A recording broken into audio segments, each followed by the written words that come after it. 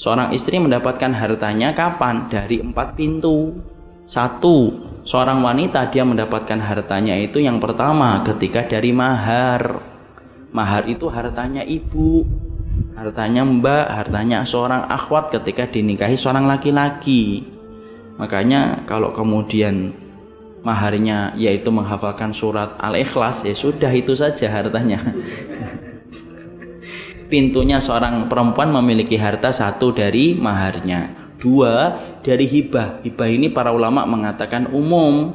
Hibah dari suaminya ataupun hibah dari keluarganya dan teman sejawat koleganya. Bisa dia mendapatkan hibah? Bisa. Dia punya teman berhasil, kemudian ngasih, nih saya kasih kamu mobil 1. Hibah karena temannya banyak mobilnya.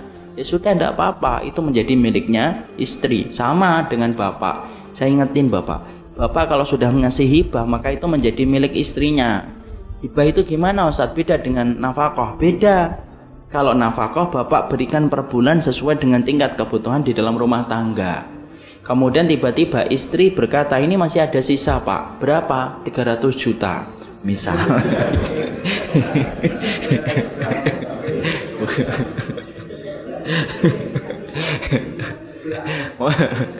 Namanya kan kita ngasih contoh kan terserah saya. Ini masih nyisa nih 300 juta gitu. Kemudian sang suami, sudahlah milik kamu aja, itu sisa-sisa sudah buat kamu aja, buat tabungan. Boleh. Maka kemudian 300 juta itu menjadi milik istrinya kalau sudah dikasihkan dalam bentuk hibah. Tapi kalau dia sang suami mengatakan berapa habisnya segini, sudah sini, tidak boleh marah istri. Memang begitu aturan syariatnya. Tentunya saya ingin sampaikan, hidup itu ngikutin syariat, bukan ngikutin perasaan. Ngikutin syariat dulu, perasaan nanti kalau tidak bertentangan dengan syariat tidak apa-apa kita ikutin perasaannya. Maka syariatnya adalah sesungguhnya seorang laki-laki ketika dia kemudian mengatakan minta sisanya itu dikasihkan. Lu wanita tidak bisa olah nabung Ustadz. Ya wanita kalau memang suaminya nggak ngasih ya memang bagaimana, memang tidak dapat kecuali suaminya ngasih. Dalam kehidupan para sahabat wanita Nabi, ada seorang wanita, sahabat wanita yang cerai dengan suaminya.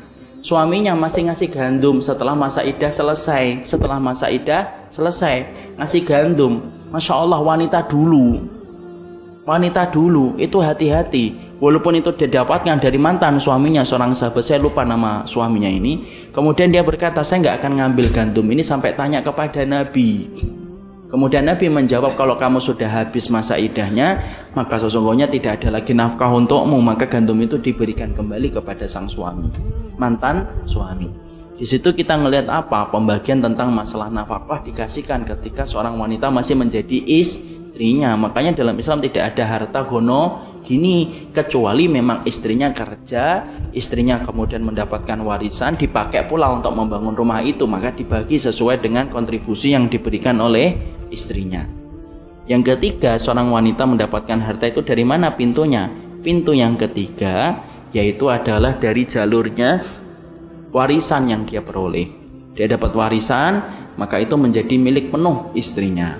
Kemudian yang keempat, ketika dia bertransaksi dalam dagangan. Ketika dia punya dagangan, kemudian dia punya bisnis, maka hartanya itu menjadi miliknya dia. Kalau wanita sudah menggenggam 4 ini, maka wanita boleh untuk berderma tanpa meminta izin dari suaminya. Dan ingat loh, seorang suami tidak boleh kecewa ketika dia mendapati istrinya ternyata mendermakan hartanya kepada satu keluarga tanpa memberitahu kepada suaminya. Loh, ternyata kamu sedekah ke sana selama ini ya, kok kamu nggak pernah cerita sama saya? Itu kan hartaku. Nah, istrinya mengatakan, enggak mas, itu bukan dari harta nafkah, itu dari harta warisan saya sendiri yang saya dapatkan dari ibu. Nah, itu enggak boleh digugat. Jadi kenapa sih pemisahan ini penting? Pemisahan ini penting supaya kapan seorang wanita bisa beribadah secara bebas dengan hartanya tanpa meminta izin dari suaminya.